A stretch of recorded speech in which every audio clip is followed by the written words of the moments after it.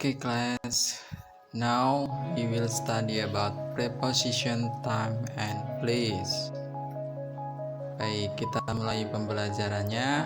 Jadi untuk pertemuan hari ini kita akan membahas tentang preposisi. Jadi preposisi itu sendiri adalah kata tunjuk. Jadi kata tunjuk itu ada dua. Yang pertama adalah kata tunjuk waktu, kemudian yang kedua adalah kata tunjuk untuk tempat. Baik, untuk pembahasannya kita akan mulai dengan slide berikutnya. Yang pertama kita akan membahas tentang preposition of time.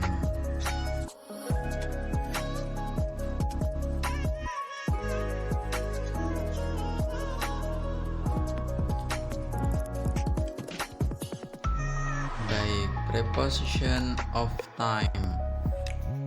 Jadi preposition of time ini adalah preposisi waktu. Jadi kata depan yang digunakan dalam suatu kalimat guna untuk menandakan waktu. Kata-kata depan yang termasuk dalam preposisi waktu antara lain yaitu yang pertama adalah on yang artinya pada, kemudian in yang artinya saat, at artinya pada juga. On ini sebenarnya nanti akan kita bedakan antara on dan at di keterangannya. Kita lanjut dulu. Untuk yang berikutnya adalah since. Meaning of since is sejak, kemudian for untuk, kemudian during artinya selama, before sebelum, after setelah, by saat, to hingga, until juga hingga. Jadi yang perlu kita pahami adalah yang pertama perbedaan antara on, in, dan at. Kemudian kalau untuk since, for, during, before, after, by ini sesuai dengan artinya. Kemudian untuk to dan until ini juga ada perbedaannya, nanti kita bahas satu persatu. Baik, untuk penjelasannya perbedaan antara on, in, dan at kita akan bahas. Jadi preposition in itu digunakan untuk kata yang diikuti dengan duration atau durasi atau jangka waktu. Kemudian point of time in the future menyatakan sesuatu periode waktu di masa yang akan datang. Kemudian parts of the day menyatakan bagian dalam suatu hari. Kemudian months menyatakan bulan, season menyatakan musim, years menyatakan angka tahun, centuries menyatakan angka abad. Kemudian morning, evening, afternoon, and etc. Jadi itu adalah fungsi dari preposition in. Jadi intinya in ini yang paling general atau yang paling umum. Jadi suatu waktu yang paling umum, misalnya yang paling besar sendiri, misalnya ada abad, tahun, sampai ke months atau bulan, bahkan untuk part of the day-nya itu juga menggunakan in. Kemudian untuk preposisi at itu digunakan untuk menunjukkan suatu waktu secara khusus atau persis, seperti time of the day, waktu dalam suatu hari, misalnya ada at 7 o'clock, at 5 o'clock, and etc. Kemudian ada festive of season, jadi musim perayaan. Kemudian point in the time menunjukkan suatu titik pada periode waktu tertentu. Kemudian weekend dalam British English. Next, we will discuss about preposition on. Baik, preposition on ini digunakan untuk kata yang diikuti dengan days atau hari. Kemudian dates tanggal, kemudian weekend yang artinya minggu. Jadi on ini bisa digunakan untuk hari, tanggal, dan juga weekend.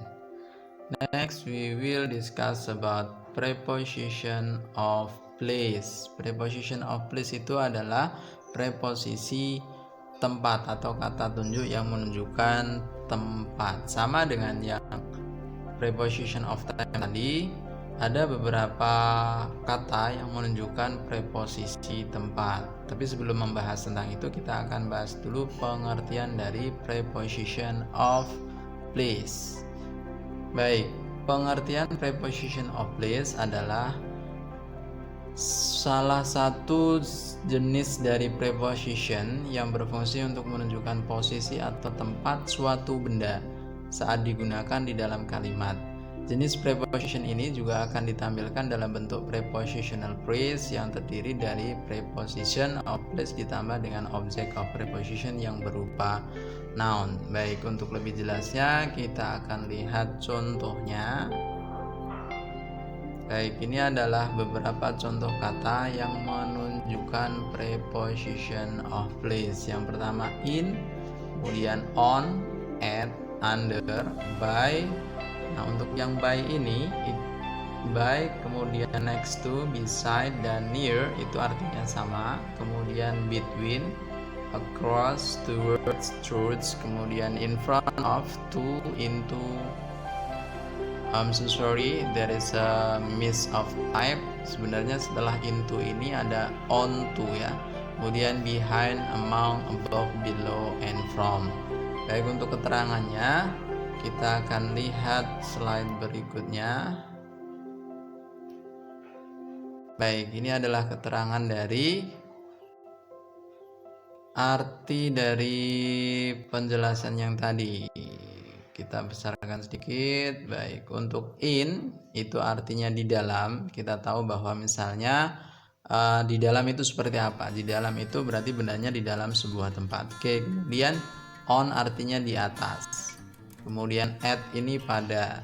Nah, bedanya kalau misalnya in itu lebih general, misalnya di dalam sebuah, bisa kita katakan kalau misal ada 3 pilihan ini, in, on, dan at.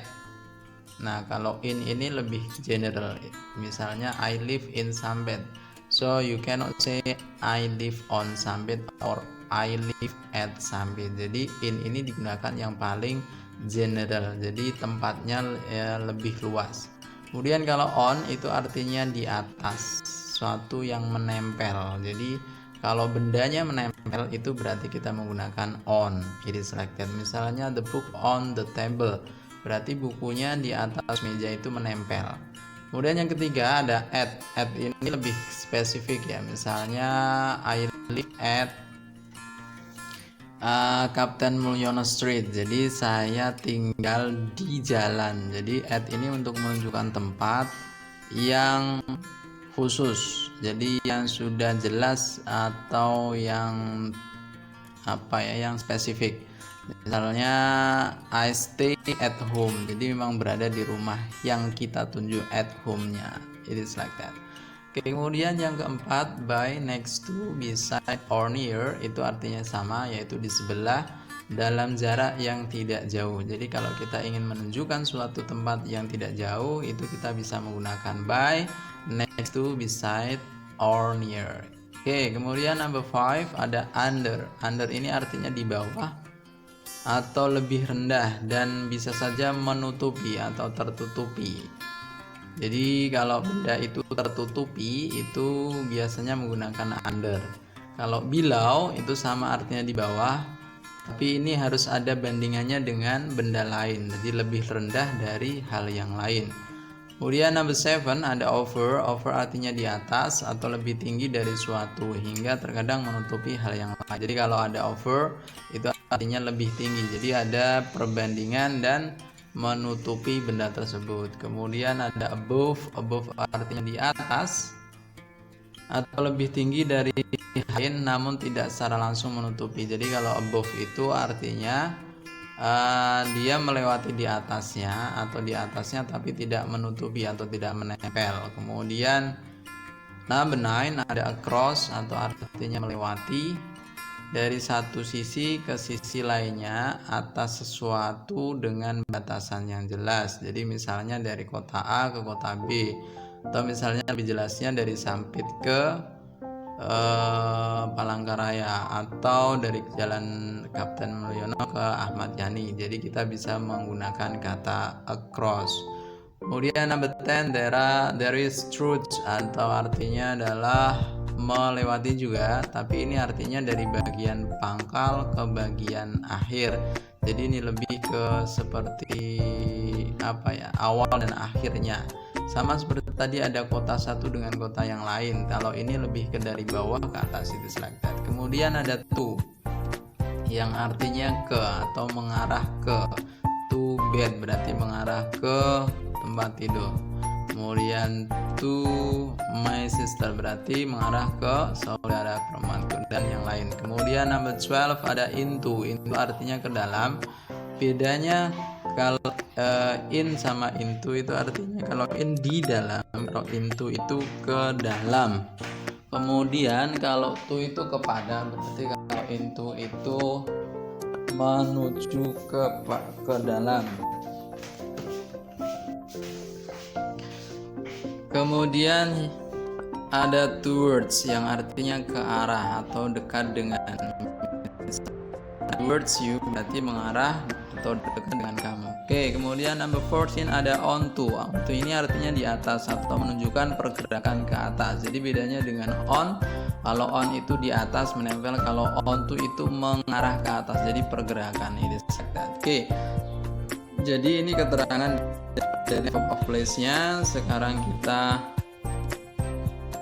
coba untuk memahami penjelasan tersebut melalui contoh-contoh soal. Jadi di sini saya tidak akan memberikan contoh soal, tapi saya akan meminta teman-teman untuk membuat kalimat dari kata-kata yang ada di dalam preposition of time dan juga preposition of place. Jadi ada berapa tadi? Misalnya preposition of time ada in, on, at. Nah, itu dibuat kalimat.